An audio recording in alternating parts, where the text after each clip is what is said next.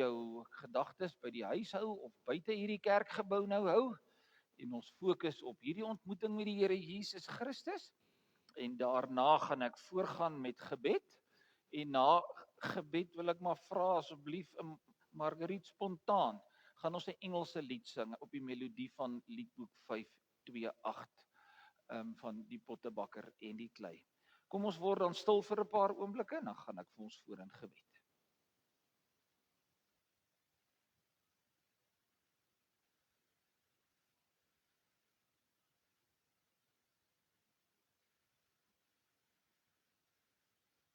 Hemelse Vader, ons kom in stilte in U teenwoordigheid stil staan, stil sit, afskakel. Want Here, hierdie lewe is 'n reis, 'n so vinnige reis, waar ons baie keer nie kan byhou nie. Ons is blootgestel aan 'n klomp gebeure, goeie goed, slegte goed. Maar Here, dan vergeet ons baie keer waar ons hulp vandaan kom. En ons is hier by mekaar in hierdie kerkgebou om vanoggend op U te fokus. Op U karakter, op U heiligheid, op U teenwoordigheid hier, Here, deur U Heilige Gees. Maak dit nou stil in ons hart, dat ons in hierdie ontmoeting, Here, gevorm kan word, soos klei op die pottebakker se skyf. Maak ons oop en ontvanklik, Here, spreek tot ons, in Jesus naam vra ons dit. Amen.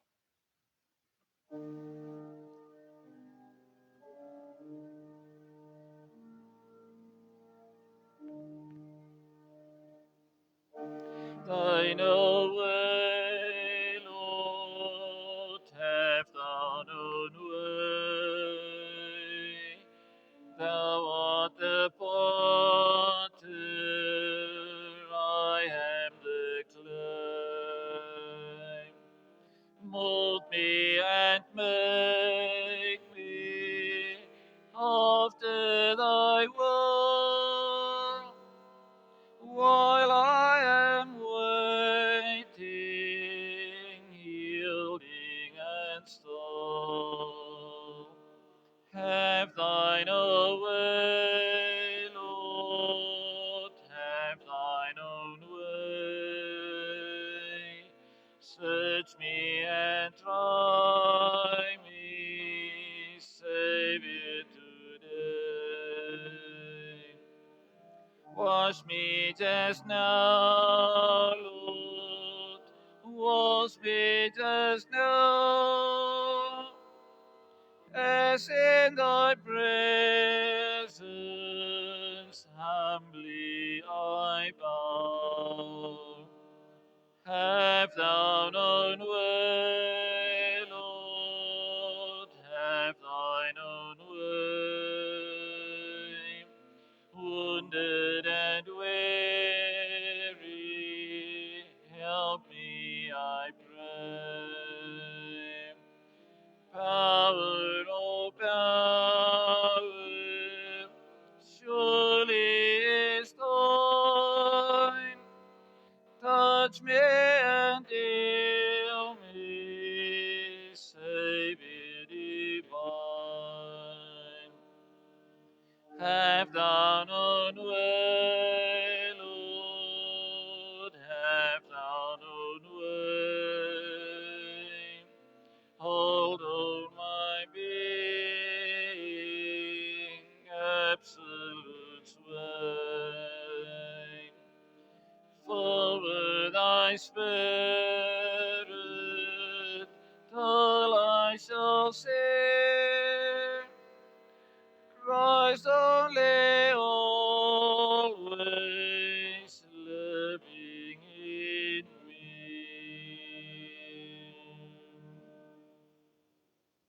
Die volg maar saam met my op die skerm.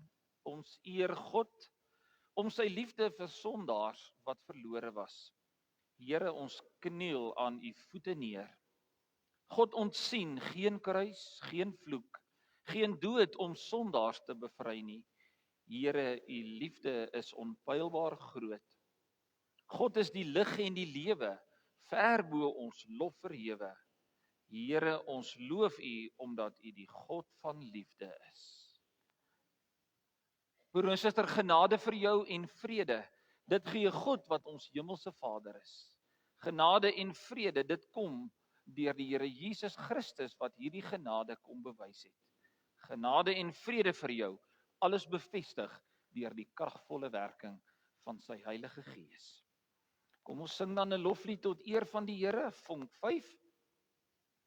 Daarvan die eerste en ook die derde vers, vreugde, vreugde, juig van vreugde, want ons Heiland het verrys, tot die dood is hy verneder, uit die graf herrys. Vers 2, Jesus leef, hy heers vir ewig, heerlik is sy majesteit. Kom ons sing dit tot eer van die Here.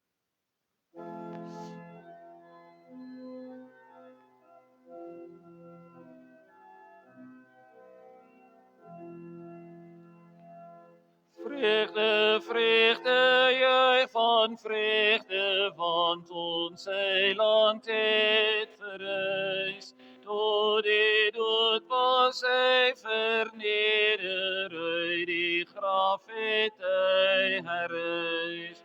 Alle eer aan die oorwinnaar, elke knie moet voor hom buig.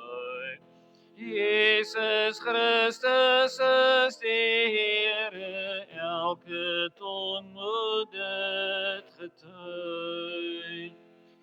Jesus leef, hy heers vir ewig, heerlik is sy majesteit.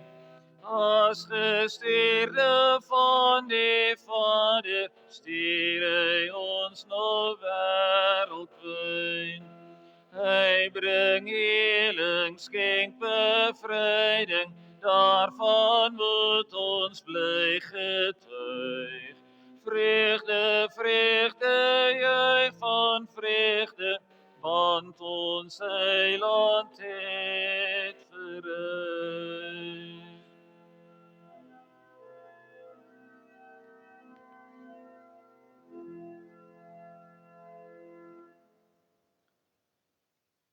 Ek hoop jou ingesteldheid was dat ons vanoggend as gemeente saam in aanbidding voor die Here kan kom staan.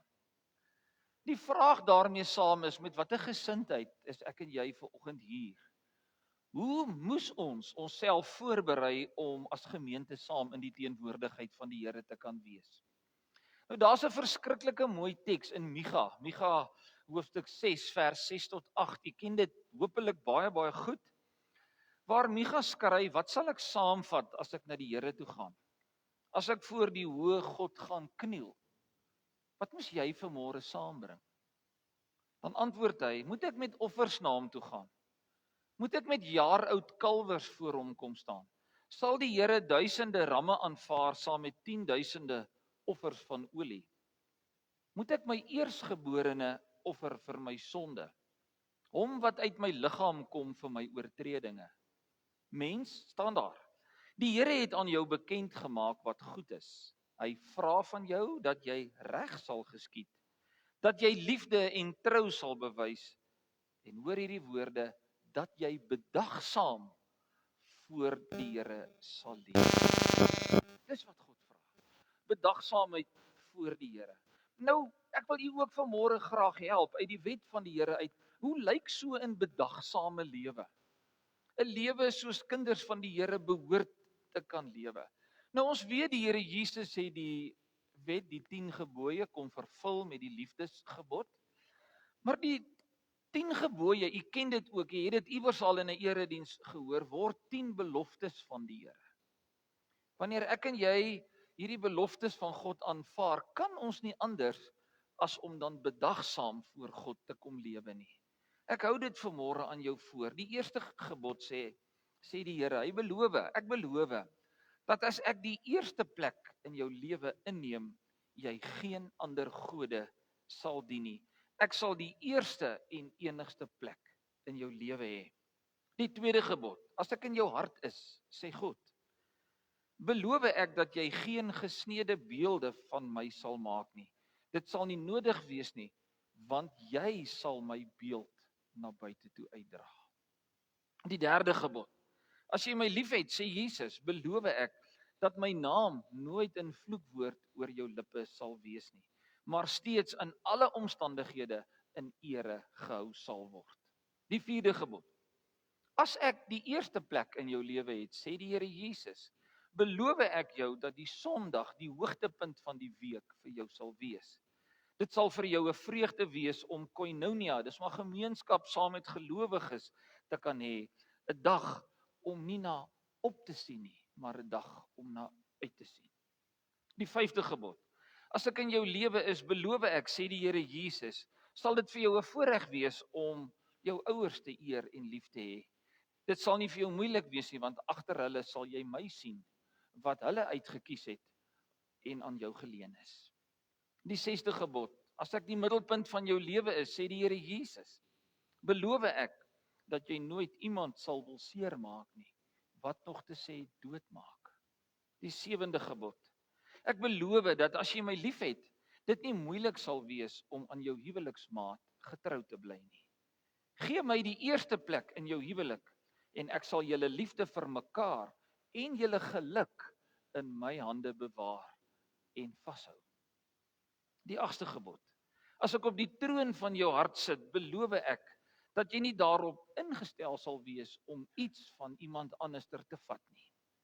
Jy sal daagliks vra, aan wie of waar kan ek eerder iets kom gee?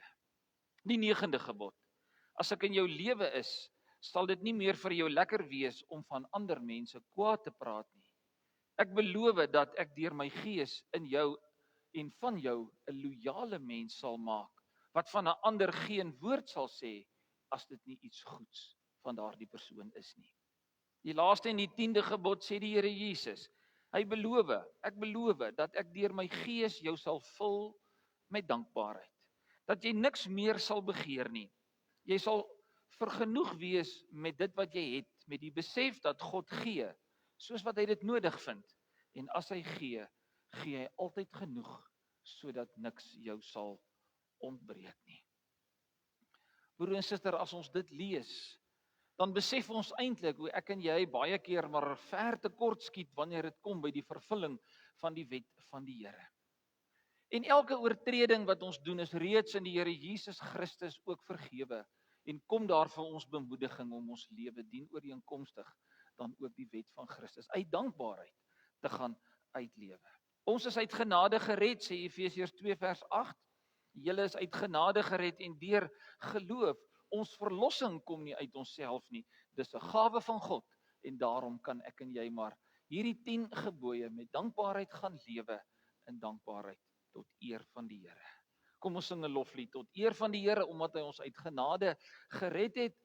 Vonk 63, daarvan die eerste en ook die derde vers as ek reg het. Die eerste vers, die Here Jesus kom, hy vra selfverloning, jou kruis kom volg my na. Die derde vers, dat ons onsself sal verloon, want so kan ons aan ander die Heer se liefde betoon.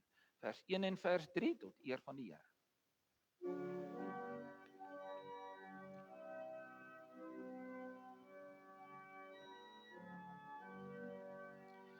Die Here Jesus Christus kom alles van my vra. Kom dra deur selfverloning jou kruis en volg my na. Wie vir homself lewe met selfsug God wil dien, sal nooit die ewe hemel sy koninkryk kan sien. Die Here vra ons almal dat ons onsself verloon, want so kan ons aan ander ons eerste liefde toon. Is daar 'n blyer boodskap, wat kan ons meer verwag? Wie met die Here sterwe, herleef ook die deur sy krag.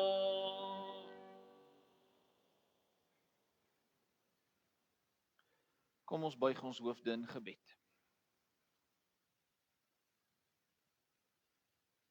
Hemelse Vader, ons kan vandag lewe deur die krag van Jesus.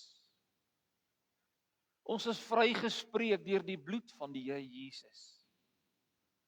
Vrygespreek omdat ons in U glo. Vrygespreek nie omdat ons goed is of goeie werke doen nie, maar alleenlik deur geloof. En dit moet ons vanoggend, Here, stem om U te aanbid, U te loof, na U toe te kom en ons lewe te leef uit dankbaarheid. Dankie, Here, vanoggend vir hierdie herinnering. Dankie vir die vreugde wat in ons hart is en kan wees, omdat U dit vir ons gedoen het. Dit was U keuse om ons vry te koop. Ons sou, Here, in die diepste duisternis verval het as gevolg van die sonde. As dit van onsself moes ook afgehang het, sou ons daar gebly het en vir ewig gesterf het en verlore gewees het. Maar U, Here, het besluit om ons te kies deur Jesus. Help vir ons vandag, Here, om altyd getrou te bly aan die roeping wat U vir ons gegee het, getrou te bly in ons dankbaarheidslewe en in ons liefde vir U en vir mekaar. Here, ons wil vanoggend kom fokus op wie U regtig is. Ons wil kom fokus op U heiligheid, op U skepping, op dit wat U daarin en daardeur vir ons kan gee en gegee het. Vader, maak dit stil in ons hart, sodat ons in hierdie paar oomblikke van stilte en woordverkondiging, al is dit in 'n mensetaal, U woord kan hoor en U kan ontmoet. Baie dankie, Here, vir U woord. Dankie dat ons hier in die gemeente daardeur gelei word, daardeur gerig word, dat U woord die lig op ons pad, die lamp vir ons voet is, die rigsnoer vir ons lewe, die koers na die ewigheid toe. Dankie, Here, dat ons dan vanoggend hier saam kan wees. Ons vra dit in die naam van Jesus met dankbaarheid. Amen.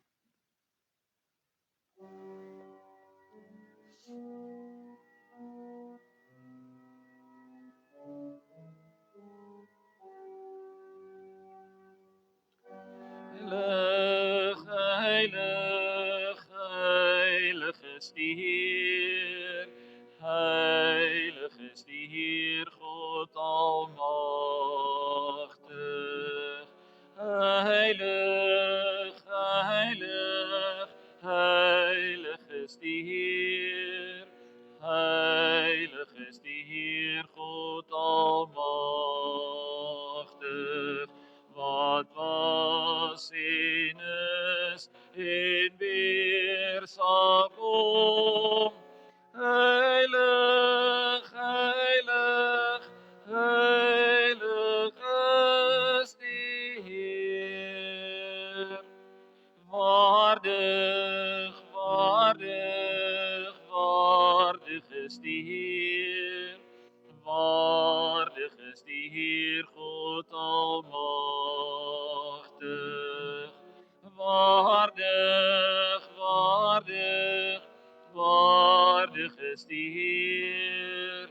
Waardig is die Heer God almagtig. Wat was en is en weer sal kom. Waardig, waardig, waardig is die Heer.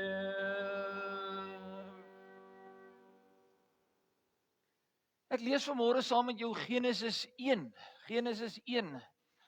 Heel voor in die Bybel, ons almal weet dit. Eerste hoofstuk van die evangelie. Dis 'n langerige hoofstuk. Ek wou eintlik net die eerste vers gelees het, maar kom ons lees die hele een saam. Tot en met hoofstuk 2, vers 4. U kan dit saam met my volg. In die begin het God die hemel en die aarde geskep. Die aarde was heeltemal onbewoonbaar, dit was donker op die diep waters, maar die Gees van God het oor die waters gesweef. Toe het God gesê, laat daar lig wees. En daar was lig. God het gesien die lig was goed en hy het die lig en die donker van mekaar geskei. God het die lig toe dag genoem en die donker het hy nag genoem. Dit het aand geword en dit het môre geword.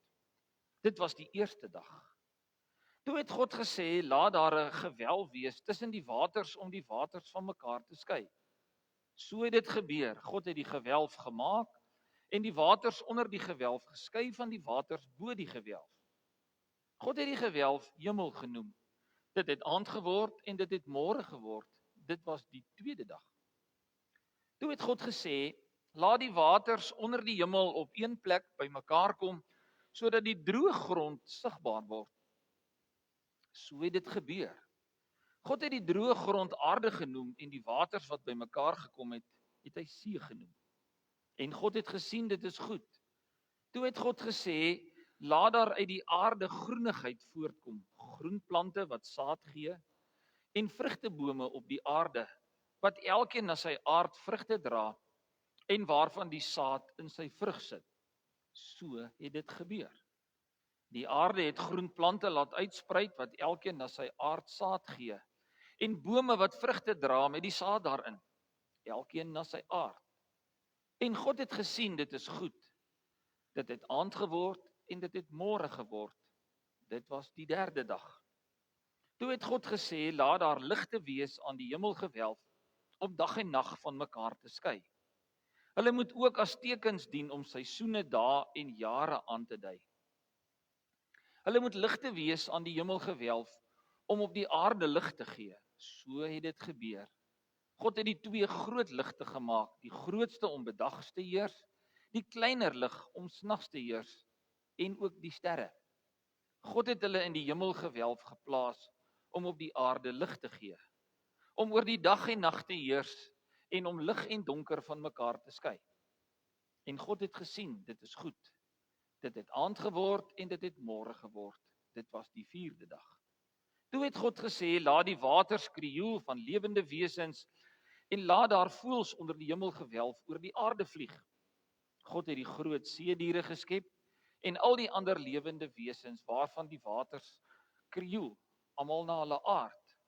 Ook al die voëls na hulle aard en God het gesien, dit is goed. Toe het God hulle geseën. Wees vrugbaar, word baie en bewoon al die waters van die see en laat die voëls baie word op die land. Dit het aand geword en dit het môre geword. Dit was die vyfde dag. Toe het God gesê, laat die aarde lewende wesens voortbring, elkeen na sy aard, makdiere, diere wat kruip, wilde diere, elkeen na sy aard. So het dit gebeur. God het die wilde diere op die aarde gemaak, elkeen na sy aard, ook die makdiere, elkeen na sy aard, en ook al die diere wat kruip, elkeen na sy aard. En God het gesien dit is goed. Toe het God gesê, kom ons maak die mens, en jy sien die ons is daar met 'n hoofletter, is Vader, Seun en Heilige Gees. Kom ons maak die mens as ons verteenwoordiger, ons beeld, sodat hy kan heers oor die vis in die see, die voëls in die lug, die makdiere, die wilde diere en al die diere wat op die aarde kruip. God het die mens geskep as sy verteenwoordiger. As beeld van God het hy die mens geskep, man en vrou het hy hulle geskep.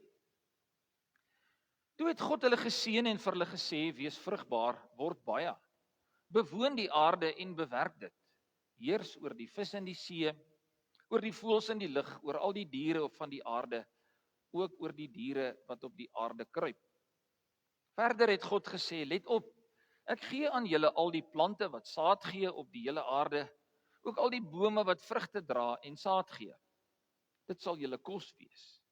Maar aan die wilde diere op die aarde en aan die voëls in die lug en aan die diere wat op die aarde kruip, aan alles wat leef, gee ek al die groenplante as kos. So het dit gebeur. Toe het God gekyk na alles wat hy gemaak het en dit was baie goed. Dit het aand geword en dit het môre geword. Dit was die 6de dag. Die hemel en alles daarin is voltooi en ook die aarde en alles daarop. Op die 7de dag was God reeds klaar met die skepingswerk en het hy gerus na al die werk wat hy gedoen het. Hy het die 7de dag as gereelde rusdag geheilig en op daardie dag het hy gerus na al die skepingswerk wat hy gedoen het. Dit is die geskiedenis van die hemel en die aarde toe hulle geskep is. Ons lees net tot daar. Broer en susters, verskoon my net asseblief.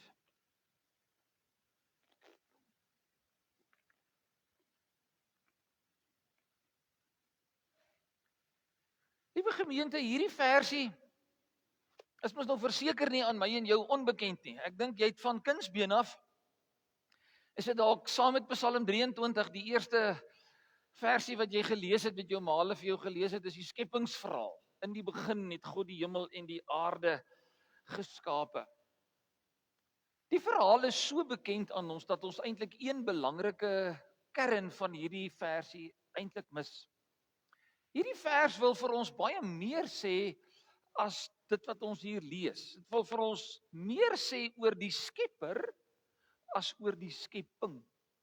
Ons lê so baie klem op die skepping, want dan vergeet ons baie keer dat daar 'n Skepper agter die skepping sit. En dan vergeet ons baie keer daarvan dat die Skepper eintlik nie in ons mondering en binne in ons besig wees met die skrif baie keer soveel aandag kry as wat dit moet nie. Want wat gebeur? Ons raak in vervoering met die skepping. Want dis mooi.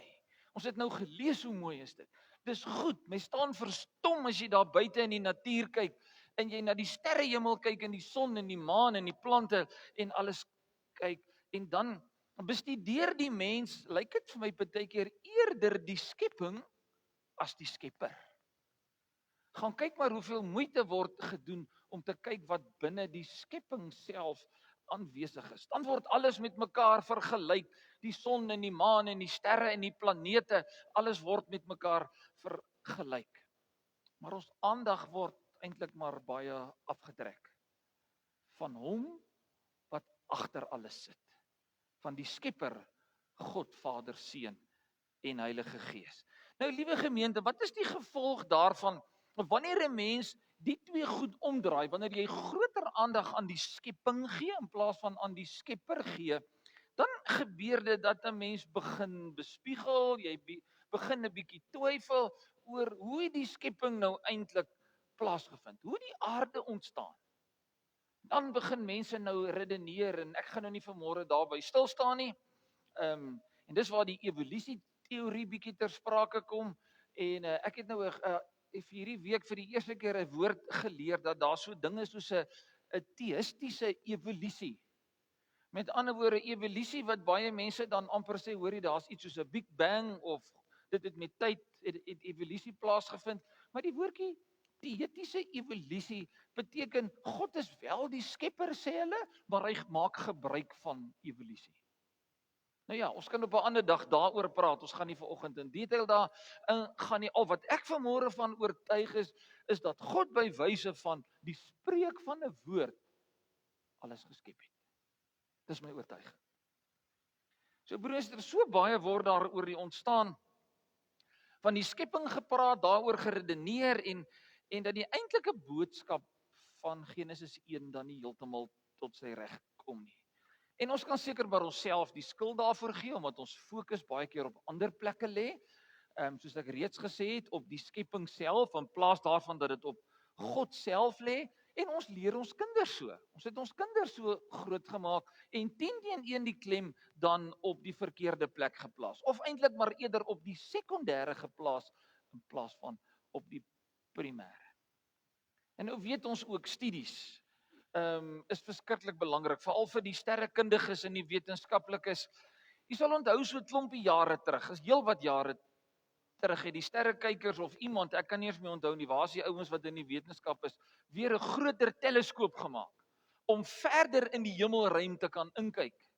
En die wêreld was op en aams daaroor. Wat wil hulle nou weer daarmee maak?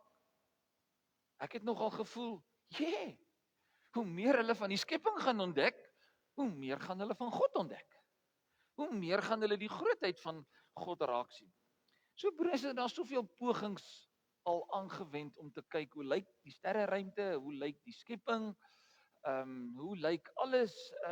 Is daar lewe op ander planete? My kop is te plat daarvoor. Ek gaan dit nie regstel ook nie belang daarin nie, want ek het te min kennis daarvan.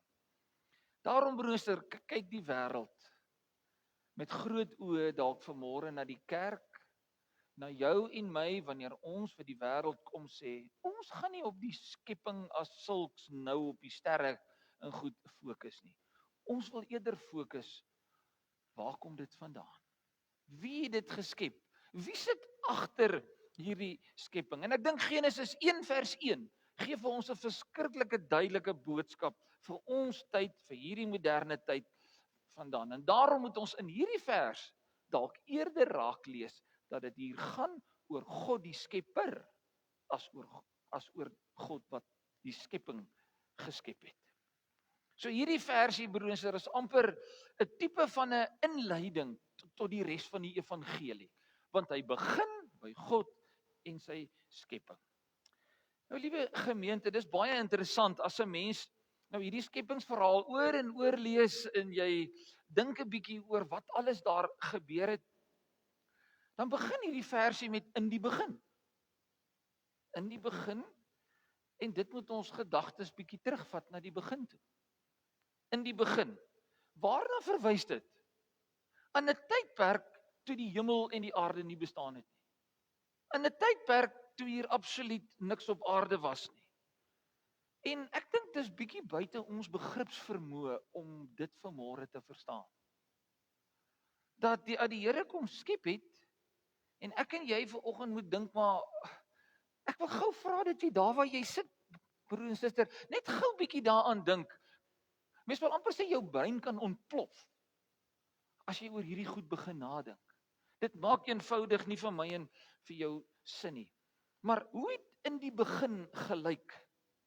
Geen son nie, geen maan nie, geen aarde nie, geen sterre nie, geen plant nie, geen grond nie, niks. Daar was nie lig nie, daar was nie duisternis nie. Hoe lyk niks?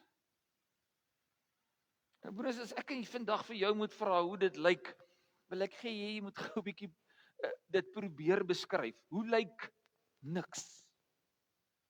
'n onsigbare werklikheid.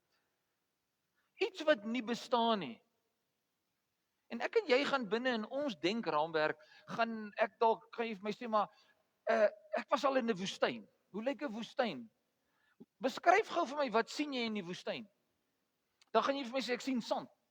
Met ander woorde, daar's iets. Jy gaan sê ek sien die son. Daar's iets. Ek sien nag, ek sien dag. Ek sien lewe in die woestyn. So die woestyn kan jy ook nie gebruik om iets te beskryf oor niks nie. Want die woestyn het sy eie skoonheid. Die woestyn het sy eie pragt. In die begin was daar niks. 'n Leegheid wat ek en jy vanmôre nie kan beskryf nie. Nou broers, hoeveel keer het dit al gebeur dat ek en jy in situasies kom waarom is 'n klomp goed verloor het, 'n klomp goed met jou gebeur het en jy dalk in sak en as gesit het en 'n bietjie alleenheid beleef het en 'n bietjie klomp goed van jou gestroop is en jy eintlik gevoel het, weet jy, ek is in 'n storm van my lewe. Ek is nie op 'n goeie plek nie, ek is op 'n slegte plek. Ek gaan deur diep water, die vlamme brand, die water kom net af. Ek het geen vreugde nie. Ons het al ervaar dat daar droogte is. Ervaar dat daar baie reën is. Ervaar dat ons gesondheid daarmee heen is. En dan sê ons baie keer, daar is nou net mooi niks oor nie. So broers, niks is vir my en vir jou, en die niks waarvan God uitgeskep het, is twee verskillende goed. God skep uit niks uit. Daar was niks, dit was hopeloos, en eintlik vandag is dit bo ons vuurmagplek.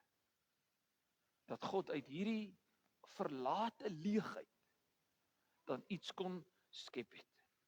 Maar nou broer en suster, met dit wat ek nou met jou gedeel het, en jy dalk in jou kop 'n prentjie gevorm het van niks, is daar een ding wat jy vanmôre moet weet. En as jy met dit kan huis toe gaan, dan het ons vanoggend gesê, die Here iets vir ons gesê. Genesis 1 sê vir ons, in niks is God teenwoordig. Wanneer daar niks is nie, dan is God daar. En ek wil hê jy moet dit vanmôre weet. Wanneer daar primêr niks is nie, dan is God daar. So daarom gaan Genesis 1 nie oor die skepping nie. Baie tegnies gestel, maar dit gaan oor God wat skep. God wat teenwoordig is en in staat is om uit 'n verlate, onsigbare niks na vore te kan kom en te kan skep. En dit mag jy nie vanmôre miskyk nie, broers en susters. Dis bepalend vir jou geloof. Dis alles bepalend vir hoe jy na God kyk vanoggend. Dis alles bepalend oor hoe jy jou lewe gaan inrig as jy dink dat ek 'n God aanbid wat uit niks uit iets kan maak nie. Dat daar vir hierdie God wat ons aanbid, dat niks vir hom 'n hopelose situasie is nie. Dat God uit hierdie ganse niks iets kan roep en iets kan skep wat ek en jy vandag ken as die skepping. Uit niks skep hy. God se teenwoordigheid, God se heiligheid, dis hoekom ek hy lied gekies het vanoggend, staan lynreg teenoor hierdie niks. Want as ons dit nie gaan raak sien vanmôre nie, as ons nie gaan raak sien dat die Here hemel en aarde geskep het nie, dan gaan die Genesis verhaal, die skepingsverhaal net vir ons 'n storie bly van 'n pragtige skepping. Kyk hoe mooi, kyk hoe pragtig. En dan gaan God vir ons wegraak wat agter hierdie skepping vanmôre sit. God was teenwoordig. En hy maak dit wat leeg is, kom maak hy vol met iets. Hy vat niks en hy maak dit vol en hy skep iets wat ek en jy vanmôre nie verstaan nie. Dis hoekom ons God kan ken. Dis hoe ons God leer ken deur sy skepping. So die toestand van niks, broers en susters, voor die skepping kon nie vir God onkant vang om te sê, maar ek het niks om mee te werk nie. Dis juis hierdie heilige God wat kan werk met niks en kan skep tot iets en kan doen daarmee wat hy goed dink. Wat so hoop kry ons uit hierdie omstandighede uit? Broer, sitter, waarmee worstel jy vanmôre? Wat is vir jou sleg vanoggend? Wat is die goed wat ons regtig nie kan verstaan nie, wat vir ons hopeloos is? Ons is soms vasgevang in radeloosheid. Ons is vasgevang in moedeloosheid, in doodloopstrate, in cul-de-sac situasies. Situasies wat jy weet eintlik daar geen uitkoms is nie. En dan, dis dit in hierdie situasie wat ek en jy vanoggend moet kan weet, as God kan skep uit niks, wat kan hy vir jou doen? Dis die God wat ons aanbid. Dis die God wat van onmoontlike 'n moontlikheid kan maak. En dit is wat vir my en vir jou moet help. En ons dalk in ons geestelike lewe 'n bietjie meer respek vir God moet hê. 'n Bietjie meer moet gaan terugsit en dink, hierdie is nie sommer net 'n liewe Jesus nie. Hierdie is nie sommer net 'n Mickey Mouse God nie. Hierdie is nie sommer net iemand oor wie ons ligtelik kan praat nie. Hierdie is nie sommer net iemand wie se naam ons elke dag uitelik kan gebruik nie. Hierdie is die heilige God wat uit niks uit hierdie pragtige skepping en ook vir my en vir jou kom maak het nie. Broers, ek hoop jy sien teen hierdie tyd dat hierdie eerste vers, Genesis 1 vers 1, in die begin het God die hemel en die aarde gemaak, baie meer om die lyf het. Dit is eintlik nie so 'n eenvoudige saak nie. Dis eintlik nie sommer net iets wat ons dink, ag, dit het gebeur en dit het nou gebeur nie. Gaan sit 'n bietjie en dink na hieroor. Nou wat moet ek en jy vanmôre hier uitkom haal? En dis met hierdie goed wat ek jou wil huis toe stuur vanoggend, om jou te inspireer, om jou net op 'n goeie plek in jou lewe terug te kry. En wat is die eerste ding wat ons vanoggend moet hoor? God is almagtig. Wie kon dit doen? Wie kon die aarde skep? Hoe God kon dit doen? Wie is hierdie God wat dit vir ons kon doen? En dan doen hy dit sonder moeite, sonder inspanning, deur 'n woord te spreek. Besluit hierdie heilige God, kyk wat het gebeur. Jy moet maar die stukkie so 'n kort videoetjie van Louis Giglio, ek vir die Bybelstudielede dit ook gegee en gevra as hulle wil kan hulle daarna kyk. Indescribable. Wie het al die videoetjie gekyk? Indescribable. Waar Louis Giglio net die skepping vat en die grootheid van God daardeur probeer verduidelik. So daarom broers, moet ek en jy binne in hierdie gedagte van God se skepping maar net weerspreek. Dis uit hierdie niet uit wat God dan kom skep en dat hy ook vir ons vanoggend aan ons wil kom openbaar wie hy is, wat sy karakter is, waartoe ek in staat is, hoe almagtig is hierdie God wat uit niks is. Uit niks, sonder inspanning, sonder moeite hierdie pragtige skepping kom maak nie. Ons sien in die skepping hoe wys is hierdie heilige God wat ons aanbid. Nou broer en suster, hoeveel goed is daar wat God geskep het wat ons nie kan sien nie? Maak dan maar nog 'n teleskoop sodat ons nog verder kan sien. Dan sal God net nog meer aan ons bekend raak. Maar praat van die Melkweg. Sterre is alles wat in een lyn is. Ek ken dit nie, ek lees nie daaroor na nie. Ek is te dom daarvoor. Skepping van die buitenste ruimte. Dis ligjare. Louis Giglio help mense om weer te sê, hoe ver is 'n ligjaar? Dan is die aarde en die sterre miljoene ligjare van mekaar af. Dis 'n konsep daai broers en susters wat ek en jy nie kan verstaan nie. Maar gaan kyk asseblief daardie video. Dat hierdie hele skepping 'n reëlmatigheid het, ordes het. Wat gaan gebeur as hierdie goed uit ritme uit begin raak, uit orde uit begin raak en God beheer dit. Hy wat dit geskep het, hou dit in stand. Ek wil vanoggend vir jou vra, jy moet bietjie aan jou eie liggaamsfunksies dink. Hierdie menslike liggaam, hierdie is 'n masjien. Hy dink, hy kan sien, hy kan proe. Jou bloed deur jou are, ek meen, die dokters kan vir ons baie meer vertel hoe werk hierdie stelsel. Ek dink eintlik Tommy julle werk elke dag met 'n wonderwerk van God as mens met die menslike liggaam werk. Ons besef dit nie altyd nie. Wat 'n plantjie in die grond, 'n mieliepit boere, hoe daai plantjie in die grond sterf en ontkiem. 'n Nuwe vrug oplewer, 'n boom, 'n vrugteboom, die gras, die wolke. Dink aan 'n blommetjie wat opkom, die perfekte manier waarop 'n roos gevorm is. Die goggetjies, die bye wat die heuning maak. Ek dink ons vergeet dit. Broer en suster, God, Genesis 1, wil hê ek en jy moet vanmôre met verbasing na God kyk, met 'n verstomheid. Wie is die God wat ons aanbid?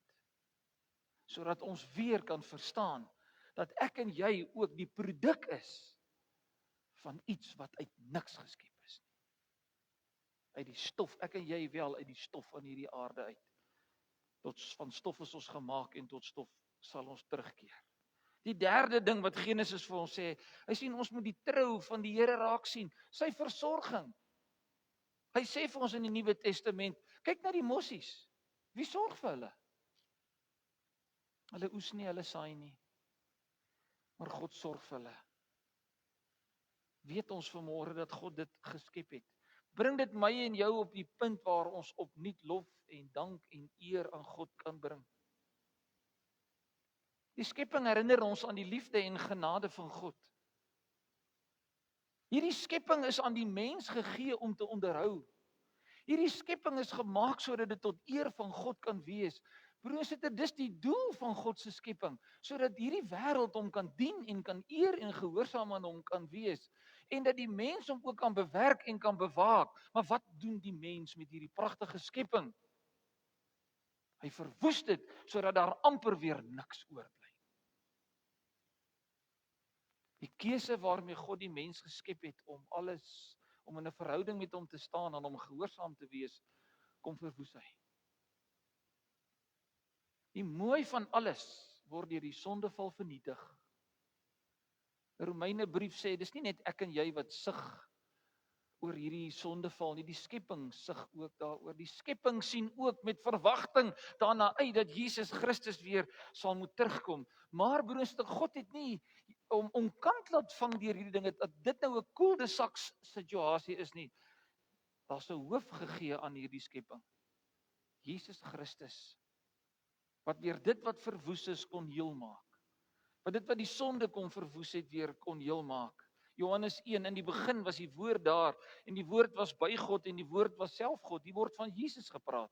Alles het deur hom tot stand gekom. Ja, nie 'n enkele ding in hierdie lewe het sonder hom tot stand gekom nie. Om dit wat mooi was, en dit wat die mens verwoes het, kom Jesus terug en hy kom herstel dit. Hy kom maak alles weer mooi, dit wat die sondeval tot niet gemaak het, dit wat die mens tot niet gemaak het, kom plaas hy weer in 'n regte verhouding met God. Broers, en nou is die vraag vanoggend, hoe reageer jy daarop? Ek hoop jy het God ontmoet daar waar jy sit. Ek hoop jy het iets anders, weer iets nuuts van hom gehoor. En nou is die vraag, wat gaan jy nou doen? Broer en suster, ek wil sommer vir jou sê dat die Here vra nou van jou alles. Die Here vra vanmôre, as ek dan uit niks uit, hoe jy dit ook al verstaan, vir jou geskep het, alles gemaak het, weer herstel het, dit wat jy vernietig het, dan dwing en dring Genesis 1 vir my en vir jou 'n lewe van aanbidding. Ons hoor baie keer mense sê jy aanbid die grond waarop daardie persoon loop.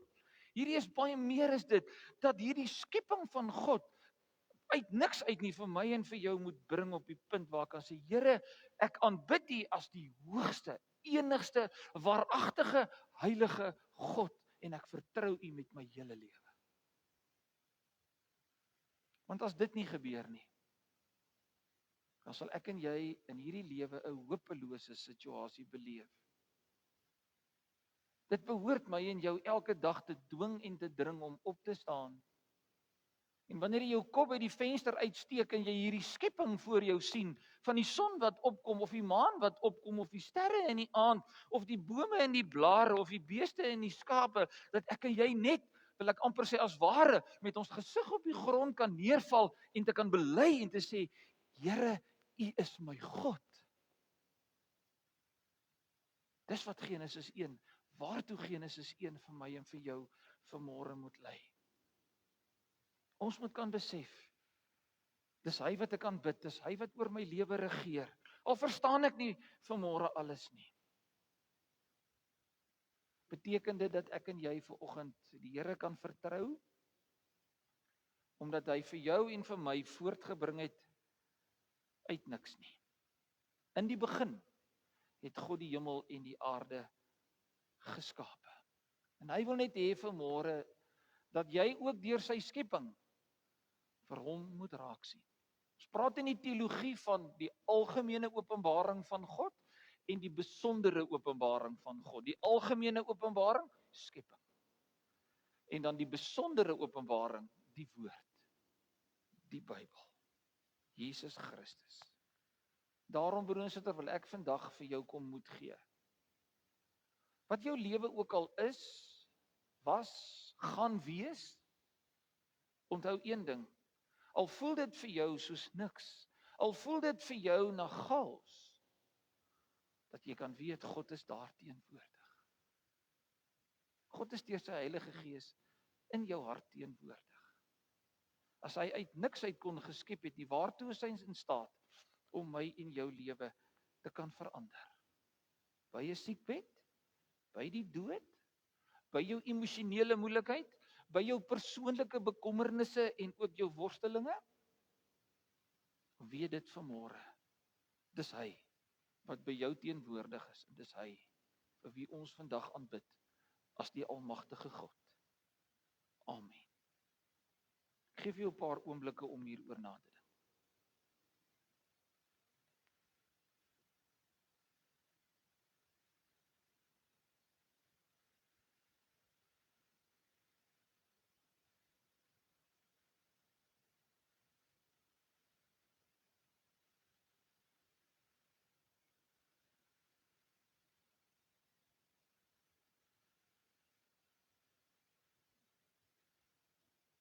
Heilig, heilig, heilig is die Heer. Heilig, driemaal heilig is U, o God, Vader, Seun en Heilige Gees. Here, mag ons, as ons uit hierdie kerkgebou uitstap, sommer dadelik bewus word van die skepping. Waar kom dit vandaan? Hoe U geskep het, Here, is dalk vir ons vanoggend nie van belang nie. Maar dat U geskep het as die heilige God uit niks uit nie.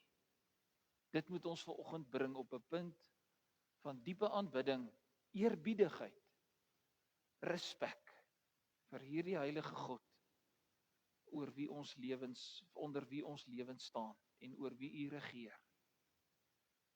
Here, ek glo in my hart as elke kerk, elke gelowige, elke mens, elke hier op aarde U ontmoet as die heilige God, Here, dat ons lewens ook anders sal wees. Maar mag ons gemeente ook vandag, Here, op niks en niemand anders fokus as U wat die heilige God is oor hemel en aarde nie. Mag ons aandag nie afgetrek word, Here, deur minder belangrike goed, wat soms, Here, maar eintlik maar net goed is wat nie heilswaarde het nie. Daarom vra ons, Here, wees die God van hierdie kerk. Wees die heilige God van hierdie gemeente. En laat ons U elke dag ontmoet en sien en weet wie U regtig is. Dis ons gebed vanmôre, Vader, in die naam van die Here Jesus, met 'n hart vol dankbaarheid. Amen. Ek kry nou geleentheid om die Here te dien met die offergawes.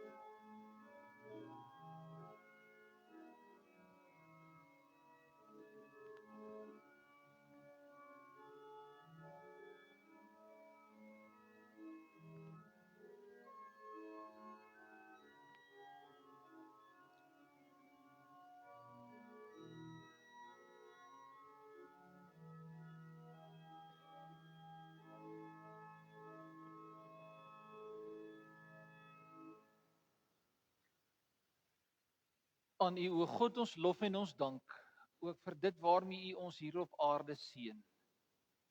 Alles, Here, middele uit die skepping uit. Mag ons dit dan ook gebruik en aanwend uit dankbaarheid. In Jesus naam, amen.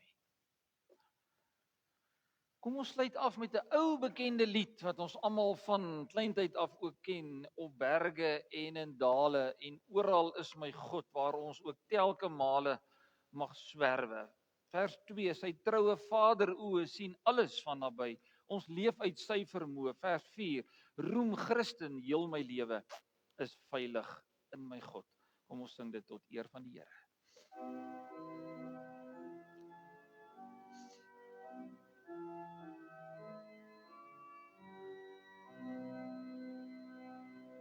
O berge en dale en oral is my God, waar ons ook telke male mag swerwe, daar is God, waar ons gedagtes zwewe, of styg op, daar is God. Omlaag en verhewe, ja, oral is my God. Sy troue Vader oë sien alles van naby. Ons leef uit sy vermoë, word deur sy gees gelei. Die swaakies behoed hy, bekleed met gras die dal. Die kleinste wurmpie voed hy, sorg vir die groot heelal. Roem Christen, heel my lewe is veilig in my God, waar alles my begewe, o waar ek lei is God, waar troue vriende hande nie red nie, daar is God, selfs in die doodse bande, ja, oral is my God. Ontvang die seën van die Here en gaan in sy vrede. Die genade van ons Here Jesus Christus, die liefde van God ons hemelse Vader, die skepper en onderhouer van alles, en ook die teenwoordigheid van sy Heilige Gees, sal met jou wees en bly tot in alle ewigheid.